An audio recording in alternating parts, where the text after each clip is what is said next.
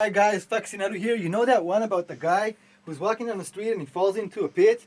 So he goes back home, brings the ladder, and uses that to get out of the pit? Well, that's a horrible joke, but we have over here the Akai Rhythm Wolf, which is an absolutely much better joke. And Akai really hit a slam dunk with this one because I was really pissed off when I got it and I felt like I was ripped off. And then I realized it's just a joke, guys. It's just a joke by Akai, and they're just having a really good laugh. So here's one to you lads at Akai Professional. You got one up on us, so that's pretty cool. Now let's see some of the funny stuff over here. In the first video, I was so worked up, I forgot to mention some of the reasons why this machine is absolutely shitty and horrible and just sucks ass in so many ways. So we didn't talk about the tuning, which is like this really weird way that this machine tunes its baseline synthesizer, which is obviously analog, but since the synth is actually in a digital box, so it should kind of be able to do that in the box, which is totally retarded. I don't get like the whole thing. If you look at the MAM Freebase, which is a machine we had a long time ago, there's two little red dots here. You turn on the machine, it tunes itself for a minute, and that's it. It does it inside, and this is like a $100 like semi-homemade sort of machine. So what the fuck were you thinking, Akai, when you put this little fucked up tuning utility, which is like totally weird and doesn't even really work right, and it's like, totally like the stupidest thing I've ever. It's like it's so stupid, guys. It's amazingly fucking stupid.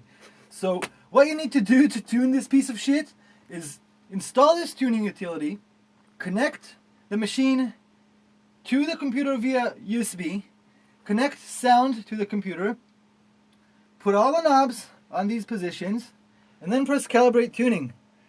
And then that will tell you to move the tuning knob by certain amounts. It's not connected right now.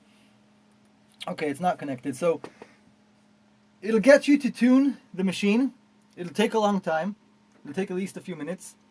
And it won't even do it right. I mean, it'll be in tune sort of for a while, and then obviously since the synth is analog, it'll go out of tune naturally again and again, and you're gonna have to run this tuning utility again and again. Now imagine yourself like, what the fuck? I mean, what the fuck were you thinking? I mean, you're not gonna. That's just another step of bullshit to do every time you power up this machine. Why the fuck can't it just do it inside? And to make matters worse, so this is a Windows 7 machine, and it loaded it on this Windows XP machine. Well, it's not over here anymore. Anyways, so I tried to install it here, and it wouldn't load. So I don't know. I guess they were thinking that it's. I guess I'm kind of wishful thinking that. Yeah, XP. They'll make a live machine for XP as well, but that's not a big one. But just putting it out there that the tuning machine doesn't even work on XP machines. So that's another stupid thing. So once you get the tuning done, which you have to do again and again and again, and it still does not hold proper tune across all the octaves. It still drifts a lot. It's totally unreliable, crappy oscillator with a totally unreliable, crappy tuning utility paired to it. It's just a really, really sad joke, guys. So that's the tuning utility, and it's just another thing that is like really raised our eyebrows. Like, what the fuck, right? What the fuck? So we've taken a look at the tuning utility. I want to talk about the Hal feature.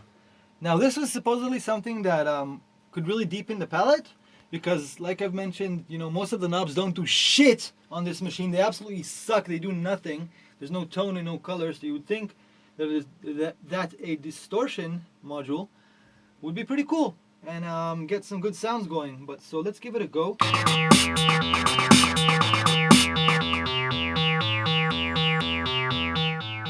Oops, on the now if you hear how horrible all it is I don't know exactly what kind of circuit they put here, but it just seems like they routed it from the volume to another volume one. It's just a lot of gain. It's just, what the fuck is it, you know? If Let's listen to the snare. I don't know how awful it'll be through the phone. So you hear, all it does is add a fuck ton of noise. Oops. And this is again without the distortion. It doesn't even change the tone that much. It just adds a ton of gain and noise. That's it. There's no warmth, there's no nothing. It's just ugly noise with a lot of gain. And a lot of background noise to go with it. So, I don't know, it's just horrible frequencies. So on the kick drum, if you're really subtle, then maybe, yeah, it adds a little bit of punch. But again, it's not that different. Like, okay, right now it's halfway, and I'll take the Hal knob a little higher, so it'll give it some punch. But it's not that different if I just take this all the way up. It does punch the snap a little bit, so. But the price for that is just an insane amount of noise. So keep that in mind. It's basically usable just up to like the first few ticks. So again, this goes down to the whole scaling of this device. That's like the number one flaw of this device, is that the knobs are not scaled. So instead of, getting that Hal knob to kind of respond nicely with some actual nice sweet spots just on 1/4 of the knob, they should have scaled it so it doesn't go all the way up, or at least like, it's scaled so that at least like 2/3 of the way or something is the actual range where stuff actually responds and does stuff. So you'd have a lot bigger of a palette. So I don't know, and it really goes down to every single knob here. If you go up to every single knob, that's the major flaw of this synth, okay? Is that the knobs are really not tight. And it is the most apparent on the decay knob, which I've talked about in the first video. There's actually no real snappy mode to it. Like, that's the most closed you can get it. So you can't really play, all those little acid snaps. You can't really do anything with that. And again, I would like to emphasize again the filter. In the first video, it might have seemed like it's like any other synth. I've talked about like how when you raise the resonance, when you raise the Q, the filter really dies. So some people said, obviously a lot of classic analog synths work that way. But here, it's just so, the drop off is just insane. So to get any kind of, resonating bite, you have to be all the way up here. And when you go all the way up, so obviously as you raise it, it gradually loses power. That's fine. But then when it gets to all the way, it just totally dies. I mean, look at the mixer. Look at how it is right now. It just totally kills it. So I don't know.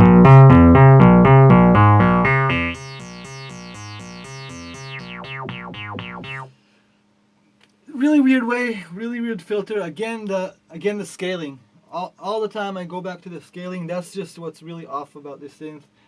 Everything is just, the knobs aren't tight. If they kept the same sound inside, but just scaled it much better, it already would have improved it by a ton. But they didn't. They didn't give a fuck about us, about their product. And they just kind of threw everything on it and said, hey, okay, so, it's supposed to do bass. Well, yeah, that does bass. Let's release this thing because, there's a bass, right? And it brings me to some of the comments that people have been putting up on KVR when I put the first video on and stuff. I mean, come on, guys, are you fucking stupid? Some people are like, well, you're just bitching. If you were a good musician, you could do sound with anything. Well, of course you could make sound with anything, you fucking morons! Obviously, duh! You could actually, do sound with anything. Or, yeah, right. Like, are you fucking Christopher Columbus? Are you fucking, did you just discover America? What the fuck is wrong with you guys? This is not just anything. This is a product that's sold to you that you actually spend your fucking money on.